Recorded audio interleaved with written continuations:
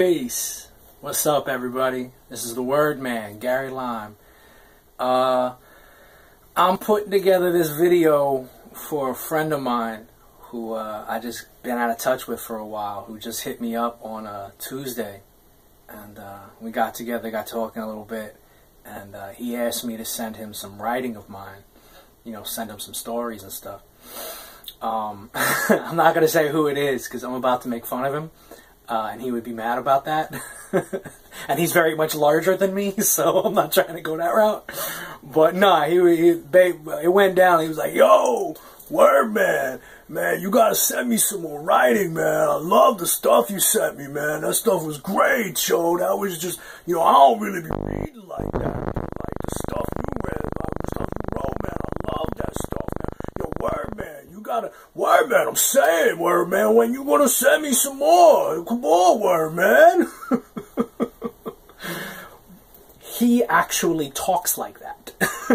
Like, that's his voice. Like, that's what his mother hears when he calls her. Like, it sounds, you know, like that swallowed gravel speak. It's great. I love it. But he's a great dude. I got love for him. I feel really bad that I haven't been in touch because it's mostly been my fault, and I like to make that up to people. And so I'm going to make it up to him. I thought doing something a little extra special. And instead of just sending him, like, you know, printing something out, mailing it to him, or, you know, hitting his email up or whatever, I thought I would read a piece I'm actually working on. You know, it's like I said, instead of just mailing off, you know, here's the last short story I wrote, you know, whatever. This is actually something I'm in the middle of working on. This is, you know, something that's, you know, in the middle of process. I thought that would be kind of neat. You know, this is, you know, you're hearing the rough draft, you know. And then I thought it'd be kind of cool to throw it up on YouTube and let the rest of y'all, you know, fools hear it too. You know, instead of reading my stuff, you can look at me and my wonderful hair and, you know, actually, you know, hear the piece. The piece in question is called Small Change. It's loosely derived from a song by Tom Waits called Small Change.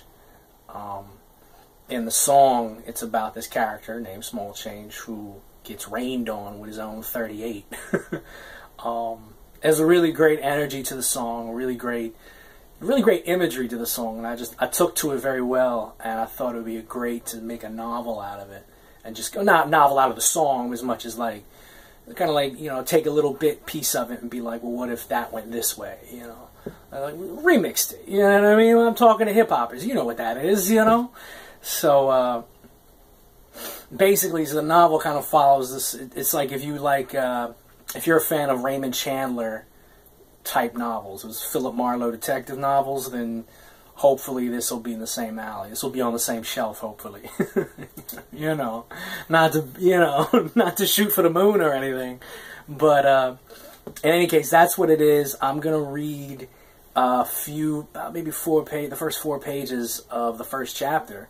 So this is basically the very beginning of the book. As it is right now, obviously I'm still working on it, so things will probably change before it's, you know, released or whatever, but, you know, in the meantime, this is what it sounds like, and, you know, I hope you enjoy. She won't let you kiss her. You gotta pay for that. Take her around the block, put some green in her shirt, introduce her to Johnny Uptown, no problem. You want her to put some affection on your face, you gotta pay for that. Maybe it's because she knows she's down here with the losers, and up there she can get more. Or not resigned to her position because her kitty purrs. She'd just as soon pull in a Johnny Uptown or a tie clip, go up to their turf and win their ball game. Around their bases on a nice field, ain't nobody arguing with that. You know, but some of us don't play that game. Not on that field, anyway. Down here, the waters are muddy. Whatever field's underneath it don't do much for a good game. So the home team's jerseys are always dirty no matter what player wears them. See, she's good enough to get traded. Like I said, her kitty purrs. But ain't nobody picked her up yet. And she ain't going to get injured with the home team in the meantime. End up with a life of what-ifs and if-onlys. So you got to pay for it. Makes me mad, too. I see them dames uptown, you know, they got no problem with doing the do with one of their fellas. Of course, that's because they're doing it with Johnny Uptown. A good level of certainty comes with that. There's no fear of having nothing, and what they got is plenty. Them dames, they got an umbrella under their feet, keeping the rain from coming up out of the gutter and grabbing them by the shoes. Acceptable lateral mobility is what they call it. But they know the only difference between them and the girls around here are the dirty uniforms. Ain't nothing different as far as Johnny Uptown's concerned. The plugs, I understand. You know, the difference between a fella from up there and down here is about as different as the weather on a sunny day and the weather on the dark side of the moon. Nothing to be helped there. We breed different. The dames don't. I think that's why the plugs around here don't get too swept up about their station while the dames do. See, we know we ain't going nowhere different than where we are right now. The dames got a chance. But still, man, how much green I gotta put in some homegirl's pocket before she shows my face some tenders? "What you doing for me tonight, Sparky?" she says to me in black jeans and a sweater, leaning up against the lamppost, shining some yellow into the city. I swear I think she's the only reason it's working. "I ain't made my mind up yet, Donna." I call all of them Donna. "Give me a cigarette and I'll think it over." "Smoke your own," she tells me, so I do. "At least give me a light," I say, with a thin stick between my lips. "I know you got something to spare." She put a flame in the air for me. "Too kind," I say, between puffs. When you thinking of going to Minneapolis?" she asked. "Day after next," I lied. "See ya, folks?" I let out a puff. A car alarm up the street starts going off. If they care to be seen. She sees me going to Minneapolis as her bounce. The necessary stars are going to align and she's going to get in my car, her with her bags and me with my 45. Fat chance. And she forgets, I'm a 2-lane flat top, blacktop. I'd sooner drive it to Burma before I drive it back to Minneapolis. But why's she asking, though? What you care about it? "No reason," she lies. I think she's got a sister up there. "You seen Belinda?" "Beeline?" "Yesterday." "Yeah. Today, too, I remember. She was over there serving some dinner plates." "She make good?" "She make do." "Her Scott's supposed to come back from the war tomorrow." "Nice guy?" I asked. "He was," she answered, taking my cigarette. "Shit, he coming back in a tree?" "No, I mean, he was a nice guy before he left. Who knows if he'll be a nice guy when he come back?" "Oh. They're usually not, you know." I didn't know, though I had been told. Them soldier greens were never for me. "Anybody throwing a party for him?" "He got 2 days at the Bellevue. Some Johnny Uptown's covering the bill, taking her with him." 2 days at the Bellevue with Beeline on a Johnny Uptown's dime. What'd he do? "Probably save one of them." "Probably." "They get back, he'll have a night at the Hopscotch. Probably do a walking party with him, something with the kids." "Little Tito setting it up?" She shrugged. "Most likely." I remember when Beeline met him, Scott Haynes, or maybe it was Paul then, friend of a friend times 6. I can never get the names right. But they looked good together then. She washed the bananas, he made the juice. He joined the Army, gonna transfer his GI Bill to their kid, when they get around to having one, that is. I hear diamonds are cheap on that side of the globe. Everybody figures he's gonna come back with one, get the whole thing started right away. "Why you asking about Beeline?" I said. "Look who's calling it. You done nothing but ask me questions," she said back. "We went out palling last night." "Oh, yeah?" "Yeah, no," she changed, realizing what I meant. "And if we had, you think I'd waste my time telling you?" I laughed. "I think you'd invite me." "You getting dim there, Sparky." I light one up. We went out to go palling. Her to tie up loose strings. Me for? I repeat the question. "Me for my own reasons."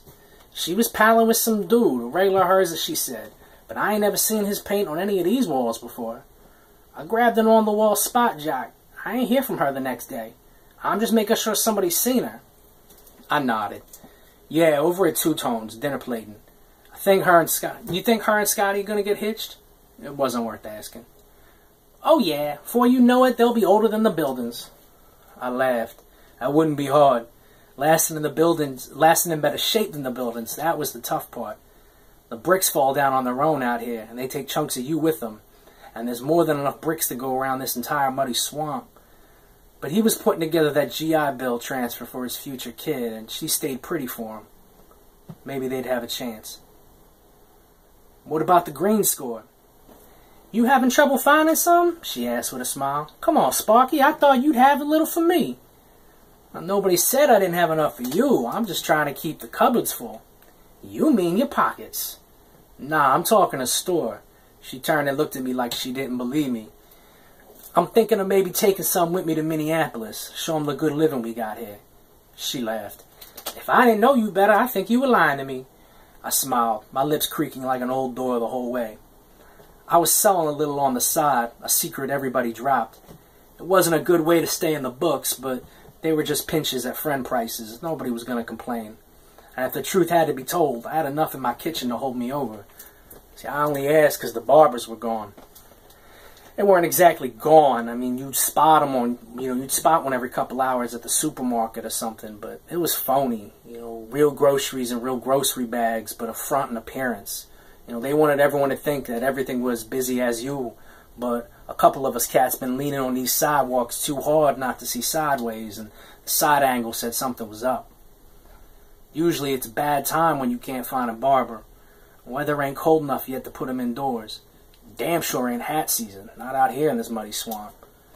Sometimes there was a curfew, the Charlie Tops putting their bow ties on for the big man, but that was something that came with advance notice.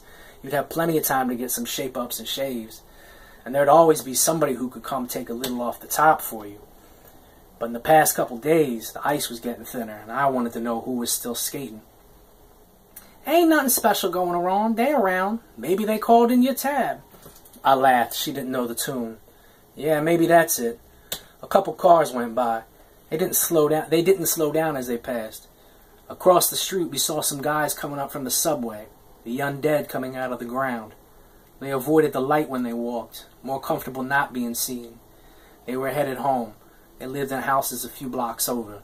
Good people. I'd had a few drinks with some of them. So you make your mind up yet, Sparky? Nah, I need another thin stick first. I started in on my third one. She wasted no time taking it from me.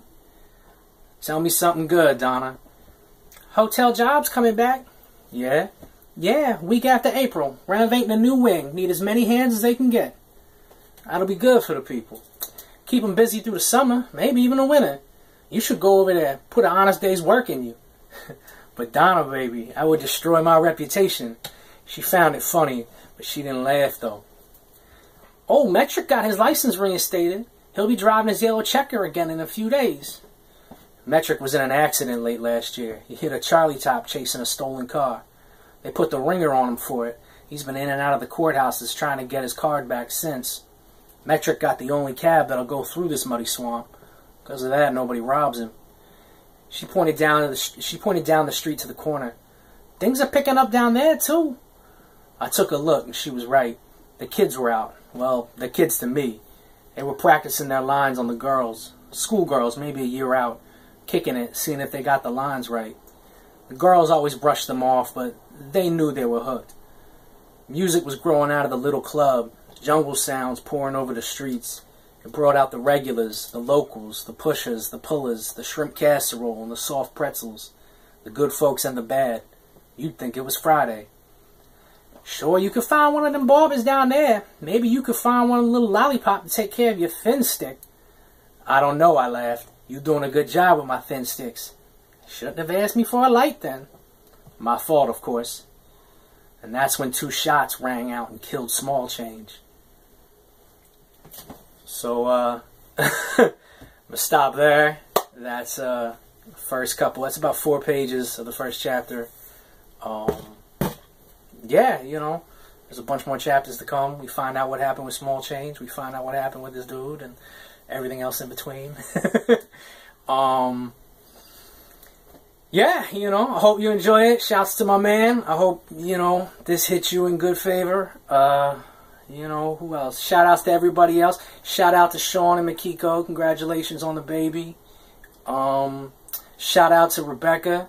Congratulations on the wedding. I hope your husband know you got a player for life, and that's no bullshit. Little Tupac action for you. Rest in peace to Fife. That's the sad news. But other than that, man, I hope you enjoyed it. I hope everybody else on the internet enjoyed it.